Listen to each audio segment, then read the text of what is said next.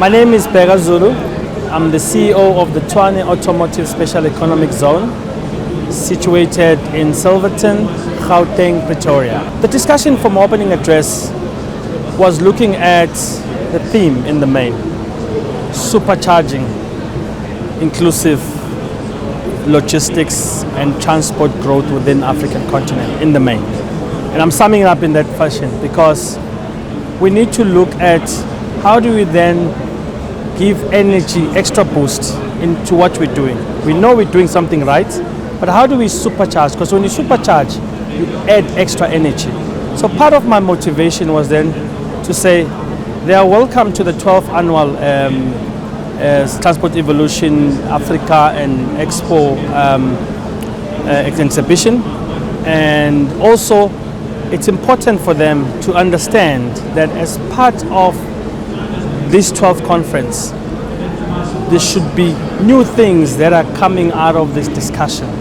And I was encouraging people to go around the stands, find ideas and solutions that are going to supercharge the solution towards logistics and growth and connectivity within the African continent. Because the most important thing is that we've got the Africa Continental Free Trade Agreement. Part of the implementation of the agreement is connectivity. And how do we connect? We've got 4 modes of transport. We've got the rail, the sea, the road, and maritime. And part of what we have as the African continent is those 4 modes as our assets. How do we then move our goods seamlessly as we connect? How do we become inclusive in the process? How do we then become efficient in the growth? We've got the ports that have been developed. We've got the rail network. We also got aviation and the road network. South Africa is renowned as having one of the most dynamic road networks. Not the best in the world, but some of the most sustainable road networks. How do we utilize that to connect to the African continent? How do we use that to become part of the global logistics value chain? We've got our seas. If you look at our also maritime transport, part of what where we located in what I call the gateway into Africa. We are in the east and west pendulum. It's where the Cape Horn has ships that are passing by, going to west and going to east. How do we maximize on that and make sure that we deliver on efficient logistics? What does it mean? We need to focus on our warehousing. How do we improve our warehousing? How do we make our warehousing more receptible to the goods that we have? How do we make our ports more efficient? There's been talk of a turnaround times within our ports. How do we make sure that our ports have a quicker turnaround time that is compared to the port of Singapore, to the port of China, to the port of Antwerp, to the port of Belgium, so that we become a global partner to the world and while we're still in the African continent. And again, African logistics is no longer just a talk. It's an actionable item. Actionable in the sense that we need to build the relevant infrastructure to build this connectivity. We've seen over the past years the amount of commodity trade that is coming out of the African continent. And if I look at the EV market, which I represent in the automotive, there are a lot of commodities that need to come out of there. How do we then harness the movement of those important and essential minerals to build the new energy vehicles? And I think that solely relies on the logistics value chain. But again, most importantly, you look at some of the audience, it's SMMEs, it's youngsters, it's the youth. We need to show commitment at TASEZ to say we are committed towards inclusive growth as we speak about these big words, supercharge. How do we then bring them on board? As Tshwane Automotive TASEZ, we've got a social compact, which is a signed agreement with the communities that we serve. And it stipulates the 7 pillars of our deliverables. And that's where we meet our communities in the 7 pillars. And our 7 pillars range from SME development, skills development, enterprise development, and other social ills that we're trying to harness as we grow with the communities. So part of us are saying, let's supercharge ourselves, let's grow this connectivity, but let's not leave the people behind. Let's bring the people on board. Let's be inclusive in our growth by upskilling them. I spoke about the TASEZ Academy that we have. Part of the TASEZ Academy that we have is to then use SEZ as a skills bridge, skills gap bridge, where we bridge the skills gap that exists between the industries that we serve and the communities that we're in. Remember, we have investors that coming in with world-class technologies. Some of the technologies, it's technologies you've never heard of. There's one technology that we're working on with one of the SEZs, which is focusing on fuel cell. And if you speak to the communities, what is fuel cell? You need to educate them to the level of understanding. But again, in the process of onboarding them to this new energy that's looming through the hydrogen, you need to then upskill them. So part of what's delivering here is that as we grow as SEZ, we harness investment, we create jobs, we grow local communities, we grow regional communities, we grow continental community. And the issue of connectivity is not only relying on the logistics, but it also relies on the partnerships. And I spoke about the 240 plus SEZ that we have in the African continent. These are our sister entities. These are entities that have investors that are willing to migrate into other parts of the world. Why don't we form a platform where we harness this connectivity, this partnership? And I think for us, part of having the SEZ Lounge is solely focused on building sustainable partnerships. These platforms are important. One, you have more than 5,000 delegates coming in. You have more than 200 exhibitors. These exhibitors are people that have perfected their technologies in their different corners. And them coming here, they want to expose this technology to the entire world.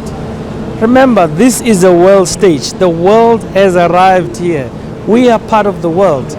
All these delegates, I was speaking to someone from one of the African countries, and I was speaking to a gentleman from Europe. They came here because they are looking for knowledge, they're looking for partners, they are looking for growth in whatever they do.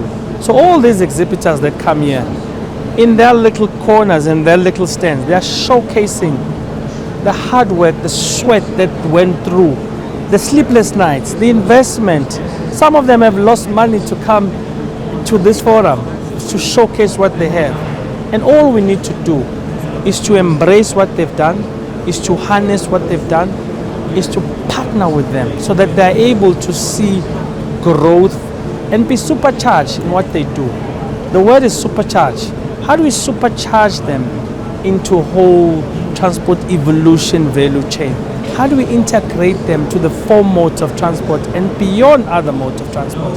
How do we bring them to the infrastructure that we build?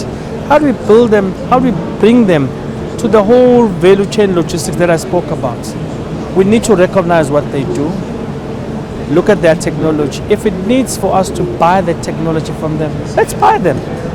They've spent money developing their technology. And that's how we're going to be supporting SMME growth, because most of them, 80% of them, are small SMMEs that are striving in their little corners.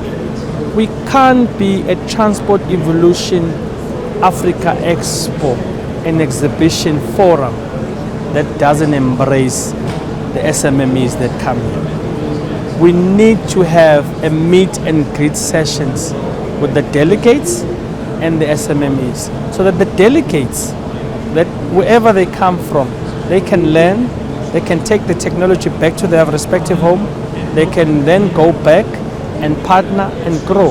And we see some of these mushrooming across the continent, mushrooming across the world. And that's how we're going to grow the platform of SMMEs. So this is not a talk show.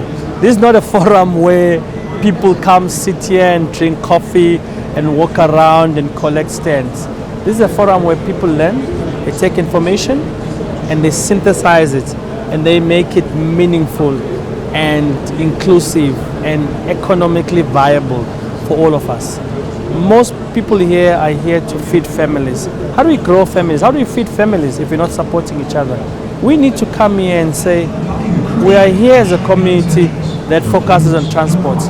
We need to support and embrace each other so that we become inclusive and we grow and we become one of the supercharged nations in the country or in the continent. Well, there's trends in the transport sector which are real. The issue of AI is real. The issues around new energy solution. Last week I was at the hydrogen conference, and we saw the role that hydrogen is going to be, clean hydrogen is going to be playing in the evolution in the transport chain. I was in China 4 weeks back where we were exposed to a bus that uses hydrogen. So those are the trends that we need to be embraced. And the other day I was also reading from a shipping, there's going to be autonomous vessels that navigate themselves from point A to point B. Yes, it's technology that we need, it's technology that we embrace, but there's going to be slightly offsets in the whole growth and development and innovation. And the reality is that, yes, some of the jobs will be lost. That's a reality, because if you have a ship that can navigate itself from Durban to Cape Town, why would you have the full crew? You can minimize the number of crew to minimum requirement. So there's going to be standards that are going to change, especially from a manning requirement, to say legislation needs to change to incorporate some of the changes. And I think also, speaking in the automotive, there's a new energy vehicles that are being in. The ICE, the combustible engine, is slowly phasing out. And I think it's offsetting some of the other people that have put energy and solutions and technology into those combustible engines. But the reality is that there's evolution in the transport sector, and that evolution has brought about all these dynamic changes that are changing the world, that are changing the society, that are changing the way we think. And again, I spoke about efficiencies. We need to focus on the efficiencies. And I think you asked me the question, what are the dynamics? The dynamics is that we are now forced to be more efficient, in a sense that you are able to track your commodity, your parcel from China to South Africa at the fingertips of your own phone. You are able to see that commodity move from point A to point B. And this brings about the logistics chain that infuses technology.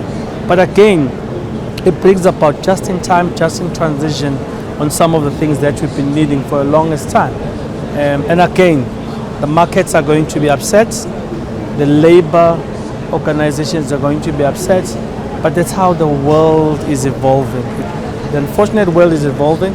And again, in closing, I was in China. The e-hailing in China is strictly on all EV. All vehicles are electric vehicles, strictly electric vehicles. And what has this done for China? Reduced the carbon footprint, reduced a lot of emissions, but it's offsetting the oil traders, it's offsetting the people that are doing refineries and the petroleum products, because now there's a new technology that's focused on the battery. And again, that evolution is bringing about a new battery, which is a new focus for the whole world to look at. So we're looking at cleaner energies, cleaner fuel, and more efficient in our inclusive growth.